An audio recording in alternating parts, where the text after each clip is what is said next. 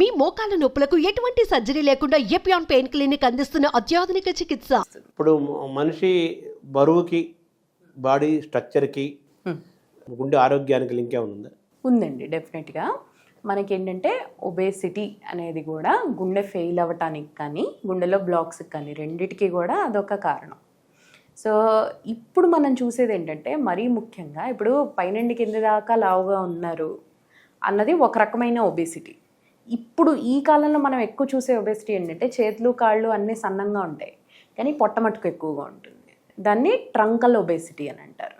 ఇది మరీ ముఖ్యమైన కారణం. అంటే ఈ ట్రంకల్ ఒబేసిటీ ఉన్న వాళ్ళల్లో గుండెకి సంబంధించిన బ్లాక్స్ కానీ అవి ఉండే అవకాశాలు చాలా ఎక్కువగా ఉంటాయి. సో ఈ ఏంటంటే మన పొట్ట చుట్టూ చేరుకునే కొవ్వు బేసిక్గా మనం ఇదే మన లైఫ్ స్టైల్కి సంబంధించిన వాటి వల్ల చేరుకునే కొవ్వు. సో అది అంత మంచి కొవ్వు కాదనమాట. మనిషి బాడీ యొక్క స్ట్రక్చరు టమోటా షేప్ అంటారు కదా. అంటే కొంతమందికి రకరకాల కారణాల వల్ల లేదంటే చిన్నప్పటి నుండి వాళ్ళు ఒక రకంగా మార్బిడ్గా ఒబీస్ అంటారు అనమాట. దాన్ని వాళ్ళ బరువు ఎక్కువగానే ఉంటుంది, లావుగానే అనిపిస్తారు. అలాంటి వాళ్ళకి గుండె ఫెయిల్ అయ్యే అవకాశాలు ఉంటాయి. బ్లాక్స్ కూడా కొంత ఎక్కువగా ఉంటాయి. కాకపోతే అంటే ఇప్పుడు నా దగ్గరికి 2 పేషెంట్లు వచ్చారు. ఒకరేమో ఓవరాల్గా సన్నగా ఉన్నారు, వారికి పొట్ట మాత్రం బాగా ఇంత బాగా పొట్టుంది. ఇంకొకరు ఎప్పటి నుండో లావుగా ఉన్నారు, ఓవరాల్గా ఎప్పటి నుండో అంటే ఇప్పుడు వచ్చిన వెయిట్ కాదు అది, ఎప్పటి నుండో వాళ్ళ స్ట్రక్చరే అంత అని మనం అనుకుంటే వాళ్ళ స్ట్రక్చరే మనం అనుకుంటే ఇప్పుడు ఈ ఇద్దరిలో ఎవరికి రిస్క్ ఎక్కువ అంటే కనుక సన్నగా ఉండి పొట్ట బాగా ఉన్న వాళ్ళకే రిస్క్ ఎక్కువ. అంటే మధ్యలో వచ్చింది అది బాగా హెవీగా ఉంటాము, లావుగా ఉంటాము, ఒబేస్గా ఉంటాము, ఓవర్ వెయిట్గా ఉండటం అనేది అది డెఫినెట్గా అది ఒక డిజార్డర్, కానీ అది అనారోగ్యమైన కండిషన్. దాని నుంచి మనం బయటపడాలి. బయటపడితే ఆరోగ్యం కొంత మెయింటైన్ చేసుకోవచ్చు అన్నారు. సన్నగా ఉండే వాళ్ళకు కూడా హార్ట్ అటాక్స్ వస్తుంది. సరే పొట్ట తీసేద్దాం. బాడీ అంతా సన్నగా ఉండి పొట్టకుచ్చే కనిపించడం కాకుండా అసలు మొత్తం కింద నుంచి పైదాకా సన్నగా ఉండేవాళ్ళు కూడా హార్ట్ ప్రాబ్లమ్స్, హార్ట్ అటాక్స్ వస్తున్నాయి. ఉండే వాళ్ళకి బాగా జిమ్లలో వర్కౌట్ చేసే వాళ్ళకి కూడా మనం ఈ మధ్య హార్ట్ అటాక్స్ వింటున్నాం. దీనికి కూడా అండి రకరకాల కారణాలు ఉంటాయి. ఒకటి ఏంటంటే చాలామంది జిమ్లో బాగా బాడీ పెంచాలని చెప్పి కొన్ని రకాల సప్లిమెంట్స్ని వాడతారు. అవి అన్నిసార్లు మంచివి కావు. కొన్నిసార్లు ఆ సప్లిమెంట్స్ ఏంటంటే గుండె మీద వాటి యొక్క ఎఫెక్ట్ ఉంటుంది. సో ఈ సప్లిమెంట్స్ వల్ల కూడా ఈ మధ్యకాలంలో కొన్ని హార్ట్ అటాక్స్ అవి వింటున్నాము. సో ఇంకా వాటికి కంక్లూజివ్గా ఎవిడెన్స్ లేదు, కానీ అంటే దీనివల్లే ఇది వచ్చిందని చెప్పలేకపోతున్నాం, కానీ చాలా వరకు వాటి వైపే చూపిస్తున్నాయి. సో అదొకటి.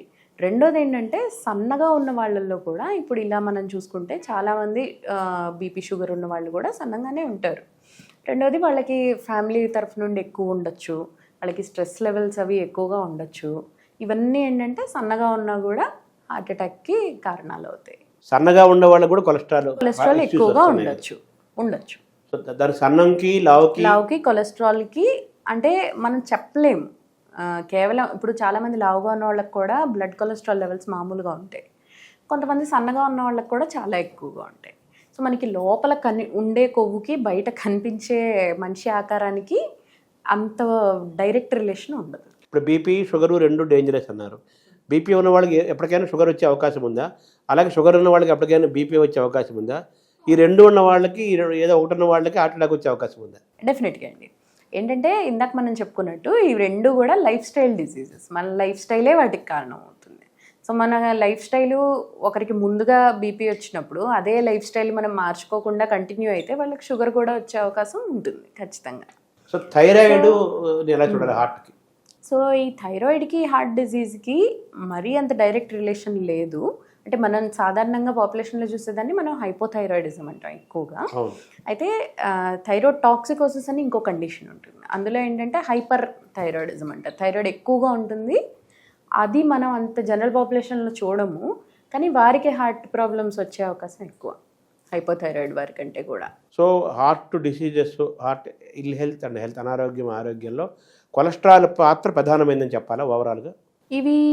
దీన్ని ఏంటంటే మల్టిపుల్ స్పెక్ట్రమ్ ఇదండి. అంటే ఇది ఒక్కటే అని మనం చెప్పలేం. బీపీ కానీ షుగర్ కానీ కొలెస్ట్రాల్ కానీ ఇవన్నీ కూడా ఒక పార్ట్ని ప్లే చేస్తాయి డెఫినెట్గా.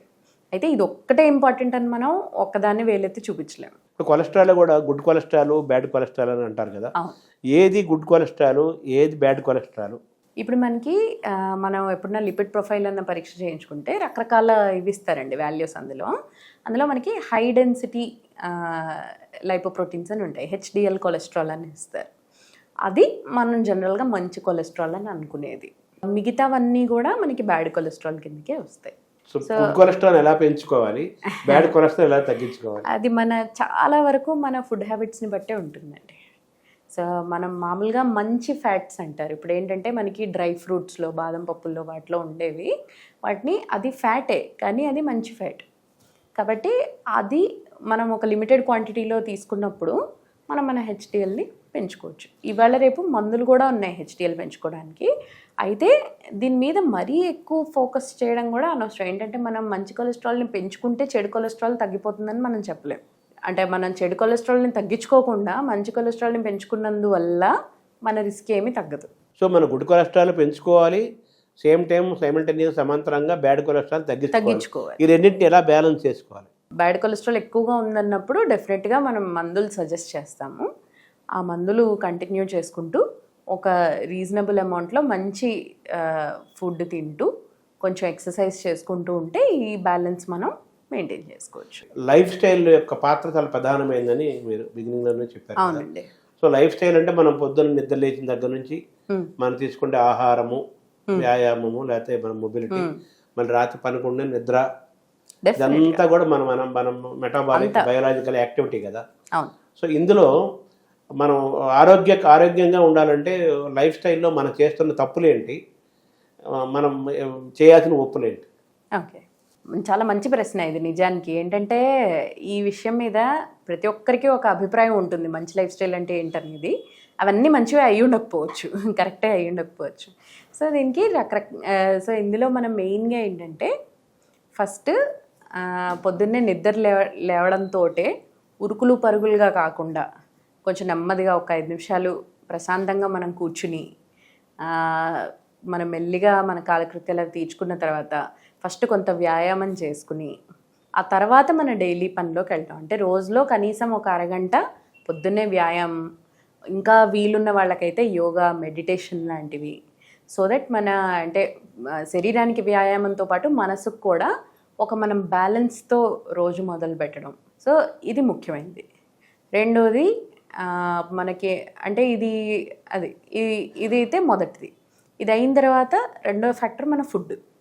ఇప్పుడు ఇవాళ రేపు మన ట్రెండ్ ఎలా ఉందంటే మనం ఆఫీస్కి వెళ్ళే హడావిడిలో మనం పొద్దున ఏమి భోజనం చేయం. మనం వెళ్ళిన తర్వాత అప్పటి నుండి మొదలు పెడతాం, మధ్యాహ్నం నుండి. ఇక మన డిన్నర్ అయితే రాత్రి 10, 11, 12ంటికి చేసేవాళ్ళు చాలామంది ఉన్నారు. ఆ టైంలో బిర్యానీలు అలాంటివి ఏంటంటే అంత మంచివి కాదు. యూజువల్గా మన పూర్వీకులు ఏదైతే చెప్పారో అదే అన్నిటికంటే మంచి పద్ధతి. ఏంటంటే మనం దీపాలు పెట్టే వేళకల్లా మనం తినేసి సూర్యాస్తమయంలోపు మేజర్ మీల్ తినేయటం. సో దట్ మనం తినే టైంకి, మనం పడుకునే టైంకి ఒక 3 గంటలు గ్యాప్ ఉండేలాగా.